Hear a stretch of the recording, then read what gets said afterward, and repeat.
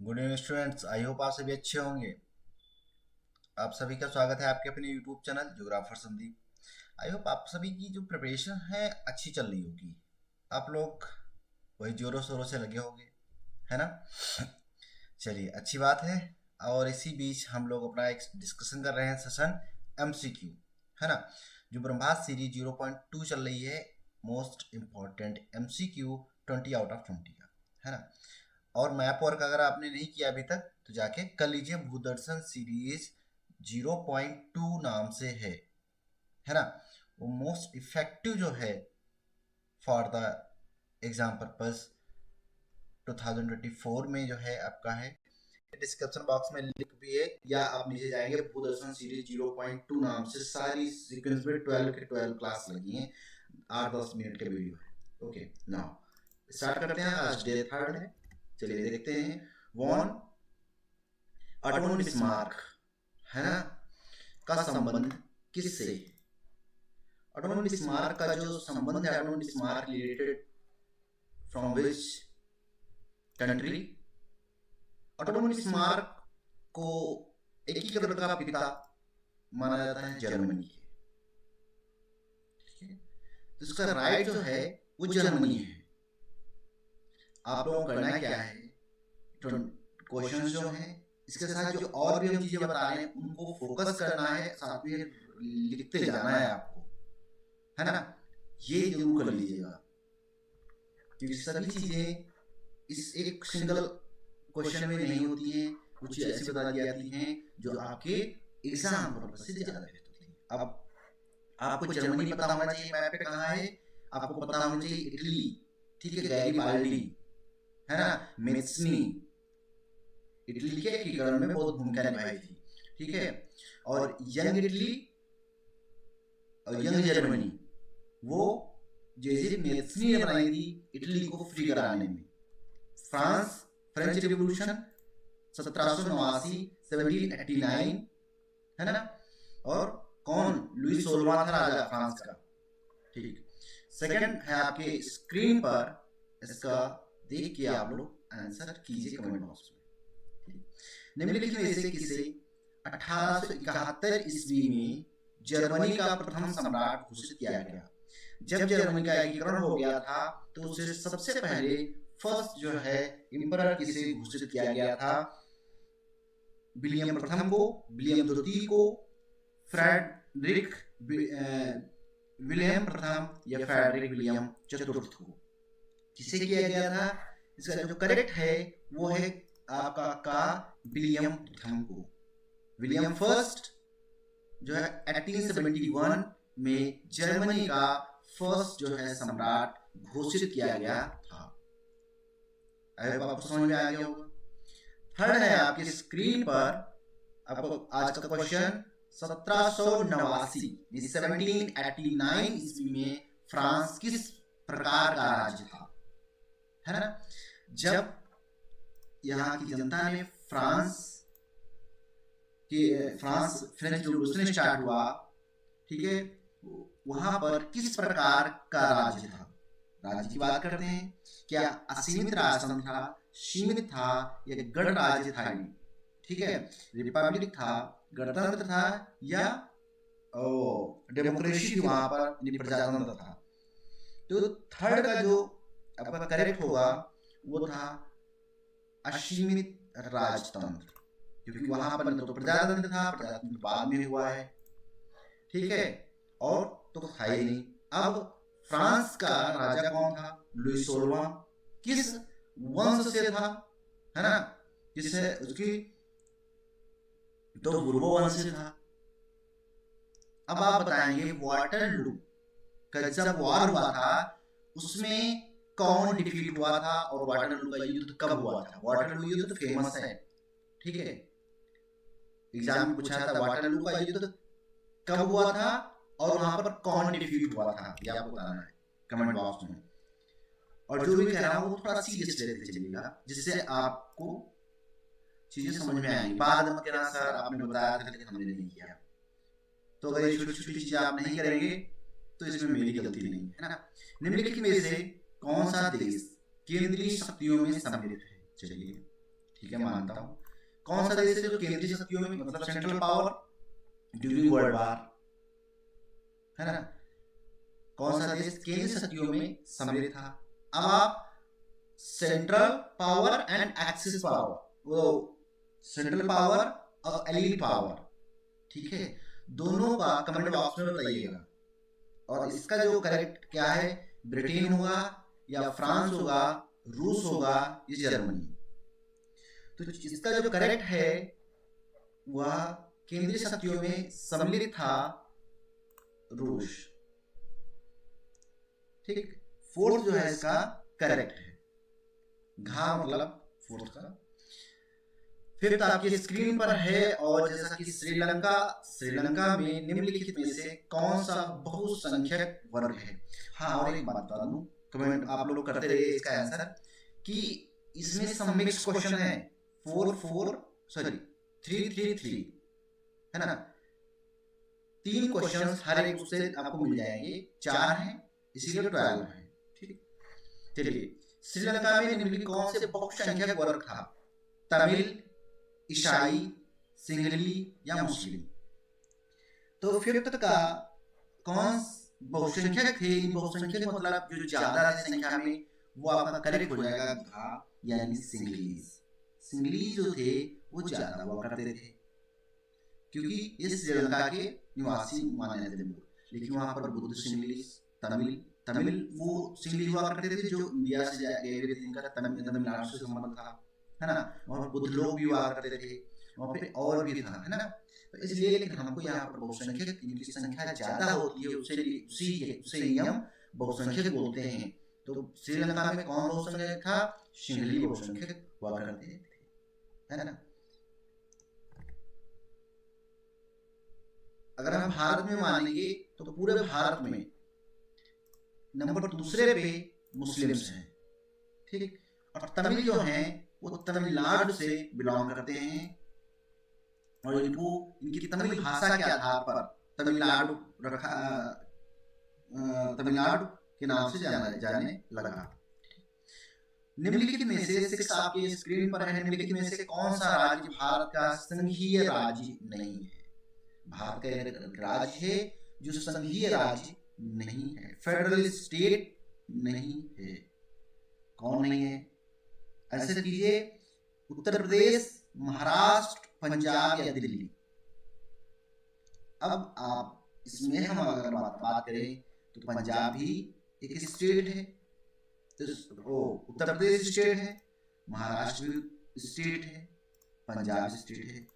अच्छा, चलिए, इन चारों में से वह बताइए जिसकी राजधानी चंडीगढ़ है, और चंडीगढ़ किन किन राज्यों की राजधानी है। इसका करेक्ट होगा आपका दिल्ली, क्योंकि दिल्ली भारत की यूनियन टेरिटरी है, केंद्र शासित राज्य की श्रेणी में आता है, संघीय राज्य नहीं है, स्टेट में नहीं आता है।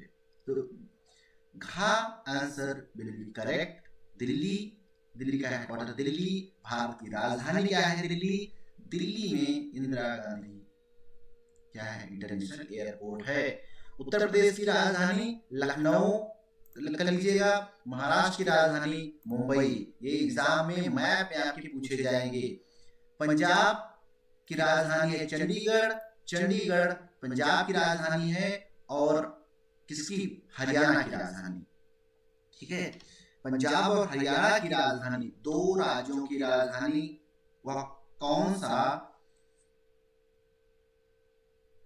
सी यूटी है, या कौन से 2 राज्य हैं जिनकी राजधानी चंडीगढ़ है, पंजाब और हरियाणा।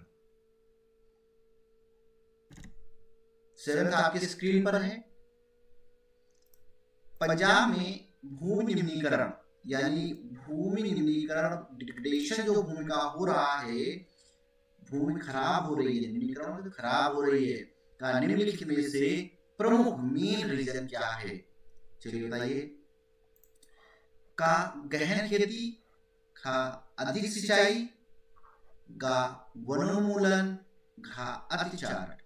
क्या है भाई, वहां पर अतिचारण होगा ही नहीं, क्योंकि सभी खेती करते हैं अच्छे से, है ना, वनोन्मूलन का कोई चांस ही नहीं, वन ही नहीं होगा तो वनोन्मूलन क्या होगा?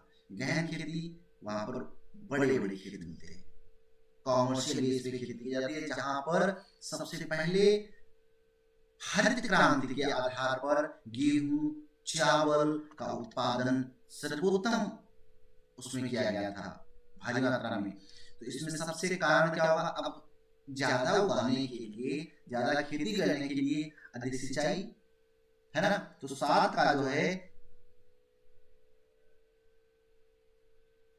7 का निम्नीकरण का प्रमुख कारण क्या है?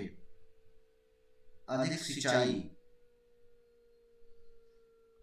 इसका अधिक सिंचाई होगा, लेकिन आपका जो पहले जब आया था तो इसमें माना है इन लोगों ने अति पशुचारण भी माना है, लेकिन मैं अति पशुचारण को न लगा के आप इसका इसको आप छोड़ दीजिए 7 वाला, इसको हम कल आप नेक्स्ट जब होगा तो हम आप क्लियर करके बताएंगे, ठीक है। इसको नहीं करना है। वैसे अधिक सिंचाई अकॉर्डिंग टू हमारे आधार पर अगर मैं बात करूं तो अधिक सिंचाई इसका करेक्ट है, लेकिन इसमें लोगों ने कुछ और माना है क्योंकि ये सब प्रीवियस ईयर है ना। तो इसलिए यहाँ पर अधिक सिंचाई हमारे अकॉर्डिंग लगा लीजिए, बाकी इसको छोड़ दीजिए। आप अगर पढ़िए तो आप कमेंट बॉक्स में बता सकते हैं कि सर इसका सही जो आप बता रहे हैं वही है, अधिक सिंचाई है। तो आप देख के एक बार चेक करके आप भी बताइएगा, बाकी मैं नेक्स्ट कल डिस्कस करता हूँ, ठीक है। निम्न में से कौन सा एक व्यक्तिगत संसाधन नहीं है? व्यक्तिगत संसाधन नहीं है, 8वें का आप बताइए कौन सा इंडिविजुअल जो है रिसोर्स नहीं है? बागान, चरागाह, खनिज संसाधन, भूमि। अब ये तो कौन सा नहीं होगा? 8वें का जो व्यक्तिगत संसाधन, अब बागान अपना हो सकता है, चरागाह भैया हमने अपना अपने प्लॉट में हम चारा चराएंगे, मतलब अपने जानवरों को चराएंगे, यूज करेंगे फॉर ग्रेजिंग पर्पस से। ये हमारी पर्टिकुलर लैंड है, वो हमारी लैंड है। लेकिन आप ये नहीं कह सकते कि खनिज संसाधन ये माइनिंग एरिया हमारा है ना। वो छत्तीसगढ़ की कोरबा की खान, किसकी? कोयले की कोरबा की खान, वो हमारी है। नहीं भैया, तुम्हारी हमारी नहीं है, वो सेंट्रल गवर्नमेंट के अधीन आती है ना, ठीक है। वो सेंट्रल गवर्नमेंट के अधीन आती है और वो यूनियन लिस्ट का पार्ट है। Got it? तो इसका घ आंसर करेक्ट है, यानी खनिज संसाधन। ओके, 9 है आपका स्क्रीन पर। 9 जो क्वेश्चन है, निम्न में से कपास की खेती के लिए कौन सी मिट्टी सर्वोत्तम है? वैसे कपास की आ गई मिट्टी, है ना। तो कपास के लिए मैंने कल बताया था, अगर आपने कल सही से सुना होगा तो अभी आप तुरंत इसका कमेंट बॉक्स में अभी आप छाप देंगे जैसे जैसे। चलिए करिए इसका, तब तक बताते हैं। जलोढ़ मिट्टी मोस्ट ऑफ द, जहां पर आपकी नदियां मिलती हैं, जहां पर नदियां, उत्तर का जो मैदान है, उत्तर का गंगा ब्रह्मपुत्र का मैदान जलोढ़ मिट्टी का बना हुआ है। कोस्टल एरिया जनाब, ईस्टर्न जो पूर्वी कोस्ट आप देखेंगे वहां पर आपको मिल जाएगी, है ना। फिर लाल मिट्टी, लाल मिट्टी आपको मोस्ट ऑफ द जो रीजन है उड़ीसा छत्तीसगढ़ मिक्स करके पार्ट, है ना। फिर आंध्र प्रदेश आ जाइए, यानी पूर्वी तट के साइड में ही आपको लाल मिट्टी मिल जाएगी। लेटराइट भी some part Karnataka, upper northern Karnataka, some part Telangana region में आपको लेटराइट मिट्टी देखने को मिल जाएगी। और मेघालय में भी आपको देखने को मिल जाएगी, क्योंकि भारी बारिश होती है ना निक्षालन के कारण, है ना। अब काली मिट्टी आपको महाराष्ट्र देखने को मिलेगी ज्यादातर। महाराष्ट्र हो गया आपका, गुजरात हो गया आपका, छत्तीसगढ़ और मध्य प्रदेश हो गया, है ना।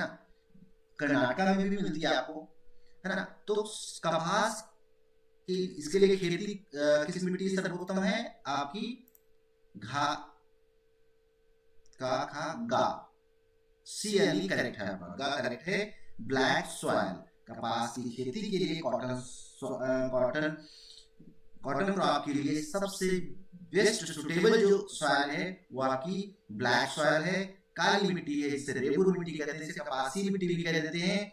कपास की खेती सबसे ज्यादा कहाँ होती है? गुजरात में, फिर महाराष्ट्र में, फिर सेंट्रल इंडिया पूरा आ जाता है, जिसमें हम छत्तीसगढ़ रीजन को सम्मिलित कर लेते हैं। 10वां आपकी स्क्रीन पर है, हेमेटाइट का संबंध किस खनिज से है?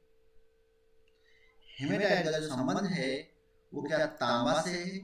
नहीं। बॉक्साइट से है? नहीं। बॉक्साइट बालाघाट मध्य प्रदेश, याद रखिएगा। सोना, कोलार, सोना कर्नाटक। लौह अयस्क आयरन, जो लौह अयस्क की बात की जाती है, ठीक है, आयरन ओर की बात की जाती है, तो आपका क्या करेक्ट होगा इसमें?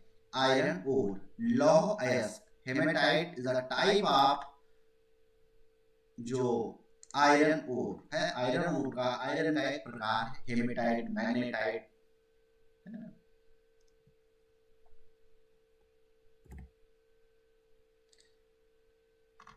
ग्यारहवां आपकी स्क्रीन पर है, मानव विकास रिपोर्ट 2018 में भारत को कौन सा स्थान प्राप्त हुआ था?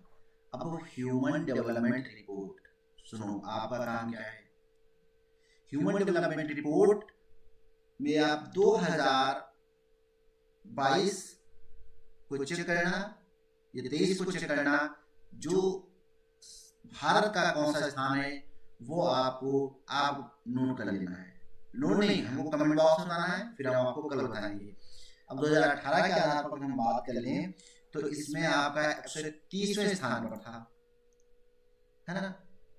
लेकिन आपको अभी 23 के आधार पर देखना है और देख लेना, फिर हमको बताना, फिर हम आपको बताएंगे ये करेक्ट है या नहीं। एग मार्क किस वस्तुओं के लिए प्रमाणित चिन्ह है? इकोनॉमिक से है ना, कंज्यूमर अवेयरनेस, चलिए, उपभोग वस्तु, सेवा वस्तु, खाद्य पदार्थ, इलेक्ट्रॉनिक पदार्थ। हॉलमार्क गोल्ड पे होता है, तो एग मार्क कहां पे होगा, है ना। तो एग मार्क, जैसा कि इससे संबंधित आप देख पा रहे हैं, एग्रो से संबंधित है एग्रो मार्क। तो एग्रो मार्क एग्रीकल्चर से संबंधित होता है, तो मोस्ट ऑफ द फूड जो प्रोडक्ट होते हैं उनके लिए या प्रमाणित यानी गारंटी एक चिन्ह होता है, प्रमाणित स्टैंडर्ड जो साइन माना जाता है, किसके लिए? फूड प्रोडक्ट के लिए, खाद्य पदार्थ के लिए। तो गा आंसर विल बी करेक्ट, गा आंसर आपका सही होगा। आई होप आपकी ज्यादा से ज्यादा सही हुए होंगे।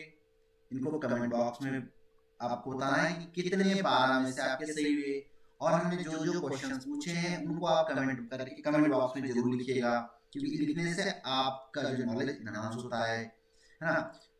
इस वीडियो को आप जितने कम से कम आप अपने फ्रेंड या कोई ग्रुप हो आपका दोस्तों का, उसमें शेयर जरूर कर दीजिएगा, है ना, क्योंकि आप जितना इसको शेयर करेंगे उतना ही हम मोटिवेट होंगे आपको जल्द से जल्द वीडियो और अच्छी क्वालिटी में प्रोवाइड करने के लिए, ठीक है। Thank you so much. Please do like share and subscribe my YouTube channel. अगर आप इस पे आए हो, नए हो, तो प्लीज सब्सक्राइब जरूर कर लीजिएगा, उसके बाद ही आप यहाँ से जाइएगा। Thank you so much.